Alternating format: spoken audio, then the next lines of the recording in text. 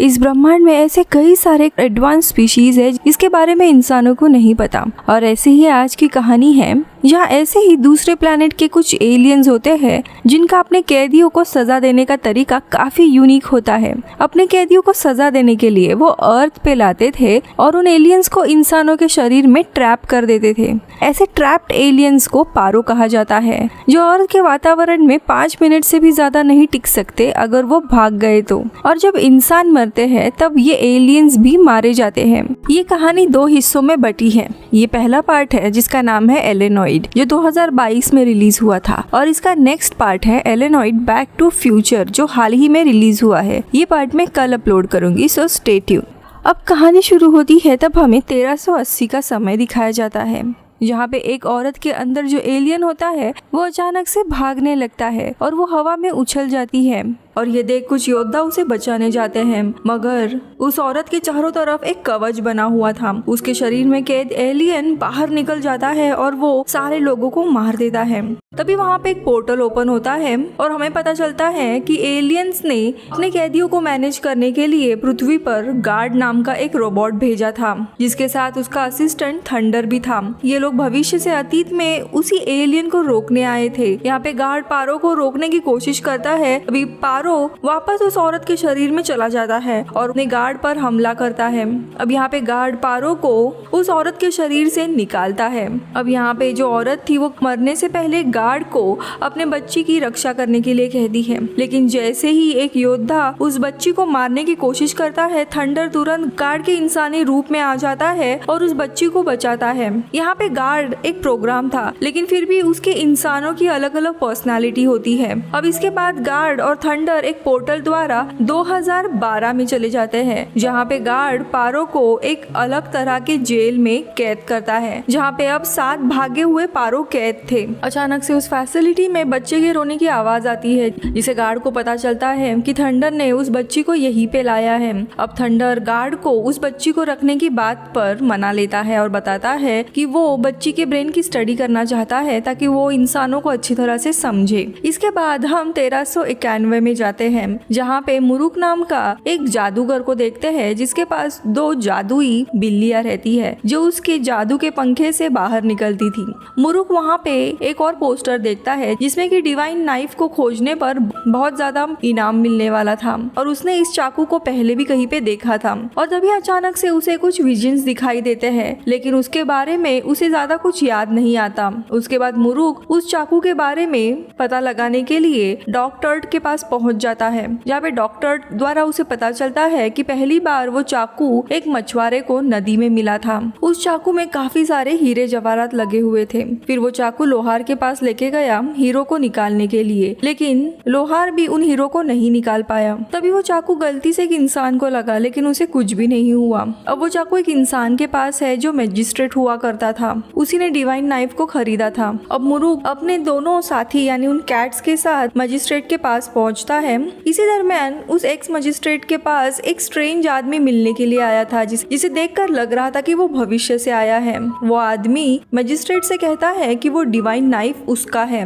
लेकिन इसी दरमियान डॉक्टर भी उस चाकू को हासिल करने के लिए वहां पहुंच जाता है। तभी उस स्ट्रेंज आदमी के शरीर में कैद एलियन मजिस्ट्रेट पर हमला कर चाकू हासिल करने की कोशिश करता है। मजिस्ट्रेट उस चाकू को बाहर फेंक देता है और उसकी वहीं पे मौत हो जाती है। वो एलियन डॉक्टर के पीछे जाता है जो चाकू को उठाकर वहां से भागने लगता है। मुरुक भी उनके पीछे चला जाता है और वो एलियन को रोकने की कोशिश करता है, लेकिन एलियन उसे काफी जख्मी करता है। अब यहाँ पे मुरुक के जो साथी होते हैं वो मुरुक को होश में लाते हैं और इसी दरमियान उनका ध्यान एक स्पेसशिप की तरफ जाता है। वो उसके पास में पहुँचते हैं और नदी के उस पार उन्हें एक लड़की दिखाई देती है जो इनको देख के वहाँ से भाग जाती है। ये तीनों भी काफी कंफ्यूज थे कि वो लड़की और ये चीज यानी स्पेसशिप क्या है। अब इसके बाद हम 2022 के टाइमलाइन में आते हैं, जहाँ पे हम गार्ड के साथ एन नाम की लड़की को देखते हैं। ये वही लड़की थी जिसे अतीत से लाया गया था, जो कि काफी समझदार होती है। उसे पता था कि उसके पिता एक रोबोट है और वो अपने कार थंडर से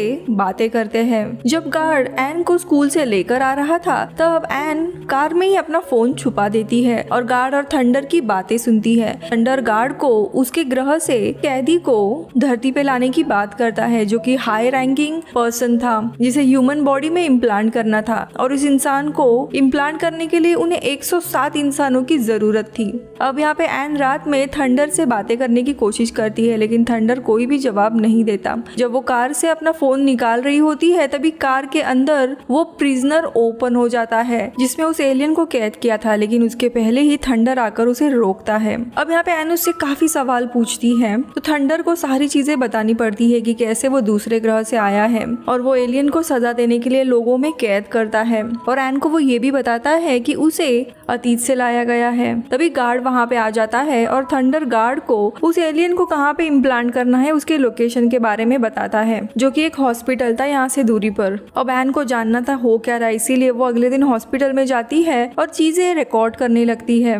इसी दरम्यान एन की मुलाकात एक डिटेक्टिव से होती है जिसका नाम मून था, जो एन को वीडियो रिकॉर्ड करते हुए देख लेता है कि अगर यहाँ पे कुछ भी होता है तो वो उसे बुला सकता है। उसी समय गार्ड और थंडर भी अपने टास्क को पूरा करने के लिए हॉस्पिटल में पहुंच जाते हैं। इसी दरम्यान आसमान में हम देखते हैं एक बहुत ही बड़ी स्पेसशिप रहती है और वो एक ब्लैक क्रिस्टल को हॉस्पिटल के अंदर सेंड करती है। तेजी से अंदर आने के बाद वो एक बड़ा गोल्डन पिलर में बदल जाता है जिसमें से एक बहुत ही अजीब एलियन बाहर आता है जो अपने टेंटिकल्स फैला के आसपास के लोगों को मारने लगता है। और इसी तरह से एलियंस अपने प्रिजनर्स को ह्यूमन बॉडी में इम्प्लांट्स कर देते हैं। ये देखकर एन उस टेंटिकल से बचते हुए वहां से भागने लगती है। यहाँ पे इम्प्लांट्स के लिए 107 इंसानों के बॉडी की जरूरत थी। यहाँ पे गार्ड एन को देख के काफी हैरान हो जाता है, लेकिन वो उस ब्लैक क्रिस्टल को लाने जाता है। एन वहां से भाग जाती है और जैसे ही इम्प्लांट्स पूरा हो जाता है सारे इंसान पहले जैसे नॉर्मल हो जाते हैं और उन्हें इस घटना के बारे में कुछ भी याद नहीं होता। यहाँ पे अतीत में हम देखते हैं डिवाइन नाइफ को ढूंढते हुए वो तीनों एलियन की जगह पर पहुंच जाते हैं जहाँ उन तीनों को टेम्पल का लोकेशन मिलता है। उसी समय हम टेम्पल में देखते हैं टेम्पल के लोग हमेशा मास्क में रहते हैं। यहाँ पे हम एक मैजिशियन कपल मैडम ब्लैक और मिस्टर ब्लू को देखते हैं जो उस टेम्पल के मॉन्क को अपने जादुई सामान बेचने आए थे। लेकिन यहाँ पे मॉन्क को वो डिवाइन नाइफ चाहिए था, इसीलिए वो इन दोनों को भी वो नाइफ ढूंढने का काम सौंपता है। वही दूसरी जगह हम मुरुक को देखते हैं जो टाउन में जाने के लिए एक दूल्हे को डरा कर भगा देता है और उसकी जगह खुद दूल्हा बनकर चला जाता है। शादी होने के बाद जब वो अपने दुल्हन को देखता है तो वो वही लड़की थी जिसे स्पेसशिप के यहाँ पे देखा गया था और उसके पास एक गन होती है और ये लड़की भी भविष्य से आई हुई थी। वो मुरुक को एक ड्रिंक पीने के लिए देती है जिसमें एक दवाई मिलाई होती है। तभी मुरुक को पता चलता है कि वो असली दुल्हन नहीं है। तभी दूसरी जगह पास के घर में वो दोनों मैजिशियन नाइफ लेने के लिए कुछ योद्धाओं के साथ पहुंचते हैं और मैजिशियन उस आदमी को अपने वश में कर लेता है और उससे नाइफ लाने को बोलता है। जैसे ही वो नाइफ लेकर आता है वो लड़की उन दोनों पर हमला कर देती है और वो नाइफ लेने में कामयाब हो जाती है, लेकिन वो मॉन्क उस पर हमला कर नाइफ ले लेता है। अबे मुरुक के आदमी जब उसे लेके जा रहे होते हैं तब उन्हें वहाँ पे उस लड़की की गन मिलती है। यहाँ पे प्रेजेंट समय में एन अपनी क्लास फ्रेंड को हॉस्पिटल में रिकॉर्ड की गई वीडियो दिखाती है जिसके कारण गार्ड्स उसे इविल एलियन प्रिजनर के बारे में बताता है, जिसे सुनकर एन समझ जाती है कि गार्ड और थंडर अर्थ पर इसीलिए है ताकि वो इंसानों को इविल एलियन के अटैक से बचाए। अब अगले दिन अर्थ पर इविल एलियन की एक स्पेसशिप आती है जिसका मकसद था उन एलियंस को आजाद कर देना जो इंसानों के शरीर में कैद है। गार्ड और थंडर उसे रोकने के लिए जाते हैं और एन की जिद करने पर गार्ड भी उसे साथ लेके जाता है। उस स्पेसशिप से एक रेड रोबोट निकलता है जो उस डिटेक्टिव मून को ढूंढता है क्योंकि उसके बॉडी में कंट्रोलर नाम का एक पावरफुल इविल एलियन कैद होता है और कंट्रोलर ने ही सारे कैदी एलियंस को रिलीज करने का मिशन बनाया था। लेकिन शरीर में कैद एलियंस को जगाने के लिए एक की चाहिए होती है और वो की और कोई नहीं बल्कि डिवाइन नाइफ था जो इस टाइमलाइन में गार्ड के पास था। तभी रोबोट को रोकने के लिए गार्ड वहां पे पहुंचता है और उन दोनों की काफी लड़ाई होती है। लड़ाई के दौरान रेड रोबोट गार्ड से नाइफ हासिल करने में कामयाब हो जाता है। रेड रोबोट अपनी स्पेसशिप से डिटेक्टिव मून का पीछा करता है और गार्ड भी अपनी स्पेसशिप से एलियन की स्पेसशिप पे वार करने जाता है क्योंकि वो स्पेसशिप का एक वीक पॉइंट होता है और फिर वो शिप के हार्ट पर हमला करता है। लेकिन तभी रेड रोबोट शिप के हार्ट के लोकेशन को बदल कर बच जाता है और इस लड़ाई में गार्ड का शिप एक नदी में क्रैश होता है। लेकिन रेड रोबोट डिटेक्टिव मून को पकड़ लेता है। जिसके कारण उसके शरीर का कंट्रोलर एलियन बाहर आता है। गार्ड तुरंत कंट्रोलर को उसके बॉडी से निकालकर कैद करने के लिए जाता है, लेकिन रोबोट के हमलों के कारण वो असफल होता है। अब रेड रोबोट मिशन कंप्लीट होने के कारण गार्ड को अपने साथ लेकर वो ब्लास्ट करता है, जिससे गार्ड की एनर्जी लेवल बहुत ही कम हो जाती है। थंडर उसे एनर्जी ट्रांसफर करता है, तो यहाँ पे कंट्रोलर अपने होस्ट मून के शरीर से निकलकर स्पेसशिप में जाकर अपना मिशन स्टार्ट करता है। इसके शिप में हवा नाम के ऑरेंज कलर के गोले थे। हवा से एलियन के रहने लायक एटमॉस्फेयर तैयार हो सकता था। गार्ड कंट्रोलर को रोकने के लिए शिप के अंदर जाता है और कंट्रोलर को शिप से बाहर फेंक देता है। उसके साथ हवा के 2 गोले भी स्पेसशिप से निकल जाते हैं। अब यहाँ पे कंट्रोलर शिप के बाहर बिना इंसानी शरीर के जिंदा नहीं रह सकता था, इसीलिए वो एन की तरफ बढ़ता है, लेकिन थंडर उस पर हमला करने लग जाता है, जिसके कारण कंट्रोलर फिर से डिटेक्टिव मून के शरीर में घुस जाता है। कंट्रोलर एक हवा के गोले को बाहर विस्फोट कर देता है, जिसके कारण सारा जहरीला गैस हर जगह फैलने लगता है। लोग उस गैस के कारण मरने लगते हैं। तभी अतीत में दिखाया जाता है कि वो लड़की जिसे मॉन्क मारता है वो और कोई नहीं बल्कि एन होती है। हम देखते हैं मॉन्क ने एन को कैद किया होता है। मॉन्क उस पहले एलियन से कंट्रोलर को ढूंढने और वापस से भविष्य में जाने की बात करता है। वो मॉन्क खुद दरअसल एलियन रहता है जो कंट्रोलर के वश में था। यहाँ पे मुरुक को देखते हैं, जिसे बार बार वही विजन्स आने लगते हैं और वो अपने दोनों साथियों को नाइफ ढूंढने के लिए कहता है। वो तीनों टेम्पल के मास्क मैन पर हमला कर उसके बेस में मंदिर में पहुंच जाते हैं। मॉन्क को नदी के पास वाले स्पेसशिप के बारे में पता चलता है, तभी वो डिवाइन नाइफ चमकने लग जाती है। अब अपना काम पूरा होने के कारण मॉन्क उन दोनों मैजिशियन को जाने के लिए कहता है और मुरुक के द्वारा एन के लिए भी खाना भेजता है। एन वही लड़की थी जो मुरुक की दुल्हन बन के आई थी। मुरुक एन को उसकी गन दिखाता है और फिर वो उसे बताती है कि वो भविष्य से आई है, लेकिन मुरुक को लगता है कि वो झूठ कह रही है और उन दोनों की आवाज़ सुनकर मास्कमैन वहाँ पे पहुँच जाते हैं। ये देख मुरुक वहाँ से भागने लगता है। मास्कमैन के जाते ही एन अपनी गन उठा लेती है, तभी अचानक से वो बेहोश हो जाती है और हमें पता चलता है कि एक प्रीस्ट ने उसके और उन दोनों मैजिशियन के खाने में जहर मिला दिया था।